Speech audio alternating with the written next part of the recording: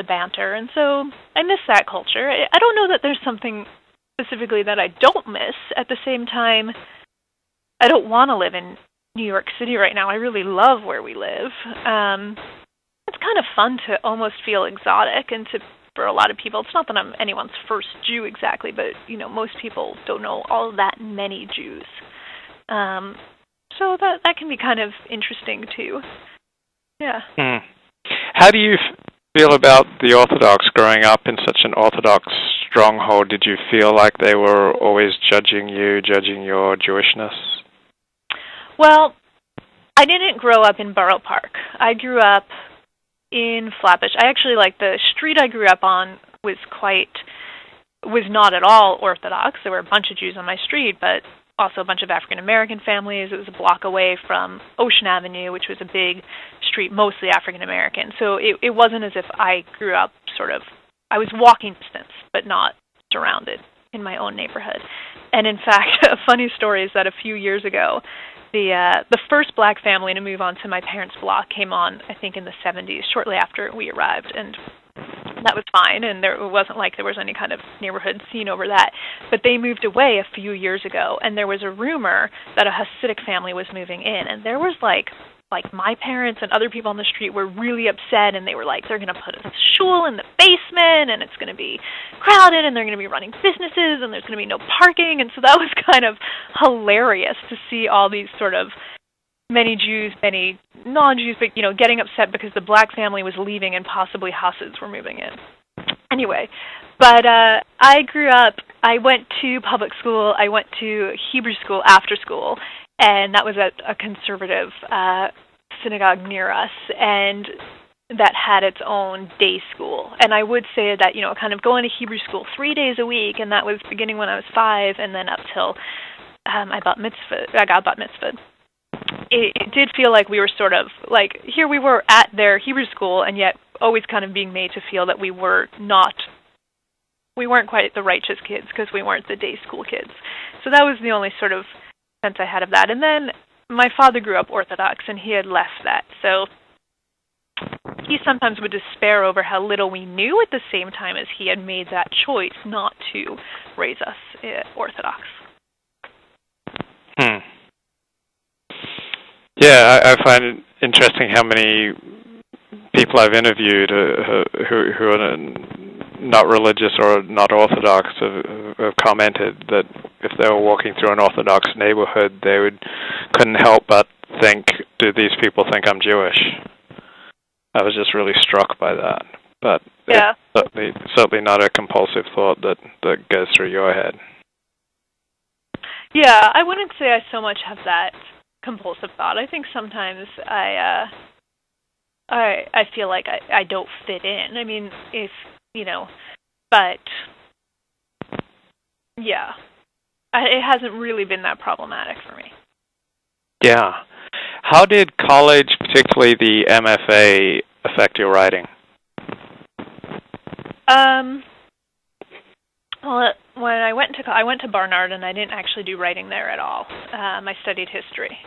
And I went assuming I would be an English major and assuming I would do all sorts of creative writing, and then I just kind of, I don't know, it didn't happen, and partly I think I purposely didn't want to be in a creative writing class with a lot of other young women who I felt like would be a lot like me.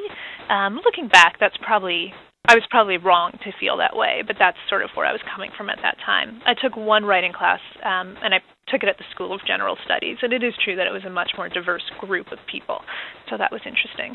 And then the MFA I did at Temple University, and it was the time to write, so that was pretty huge. I was fully funded there, so that was really good. I didn't want to go into debt for an MFA. I didn't trust that was a responsible decision, which of course it isn't.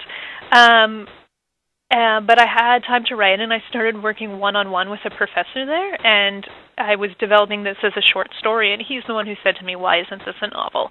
And I'm not convinced I would have written a novel if I hadn't had that support and that the beginning of, having a deadline and handing in work every week and having someone challenge you, and so that was wonderful. It was a very subpar program, however. The program was kind of a disaster.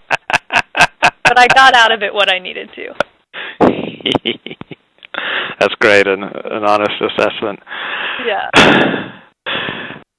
Do you have any thoughts on particularly the number of young women I know who have MFAs and just struggling economically, just like clinging to the dream of making a living through literature and working jobs that they hate and living on the edge, and I assume they have massive student loans. I don't know if this is true of many women that you know. I don't know if it's women more than men.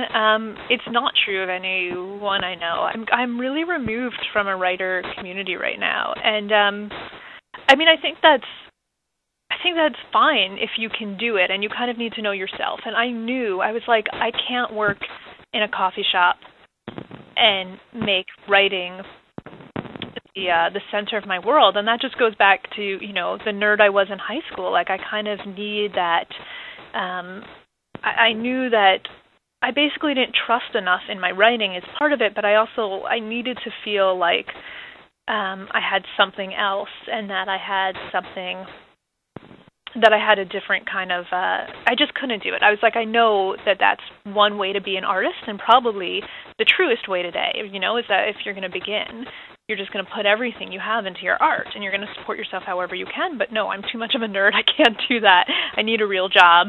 And then I did the sort of publishing, writing, etc. thing, and that wasn't for me. And when I was at Temple, I thought, oh God, I don't want to teach writing, because before that I thought, well, the goal is to teach writing. And the professors just seemed so miserable, and I thought, I don't want to do that.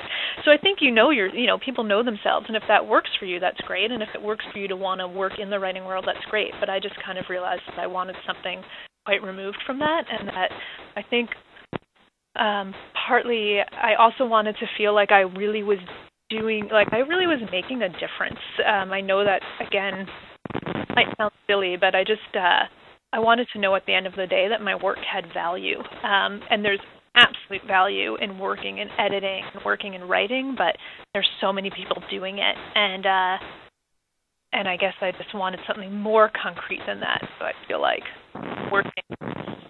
working with women, working with women's bodies, helping women, doing clinical work, it's very concrete, and so that works for me, but different things for everybody. I was reading the reason I asked is I read a book review in the New York Times about a collection of essays by women on women and money. And there was one woman writer who was quoted as saying something to the effect that she always wanted to be an artist, and she just assumed a man would come along to take care of the big expenses of life, who would be able to provide for her so that she could devote her life to writing.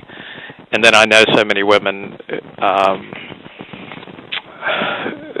who've gotten the MFA and are working jobs they hate. And then I read, this all does come together. I just read a memoir.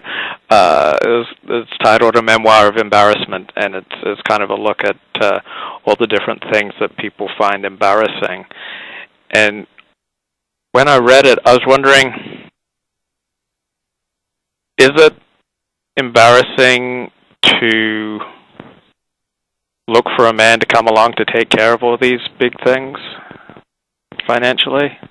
What do you think with the social group that you have known? Would that be an embarrassing thing to admit as a well-educated woman in her 20s? I think embarrassing, sure, and I think unrealistic too, right? So, you just look at the divorce rate. I mean, maybe that would work, but long term it might not work for you, right? And lots of men are also looking to pursue their art. And certainly, the majority of my older friends, like my old friends, aren't married. I mean, now because I'm married and I have young kids and I've moved to a new place, everyone I know has kids, right? Because that's what happens when you have kids. You meet people with kids. But if I go back with, so I didn't grow up. My friends are pretty, I think, hardcore feminists, and we're not, would never say something like that. I personally had the opposite embarrassment, where I found it, and I still do. I really struggled with the fact that I wasn't making a living, and really struggled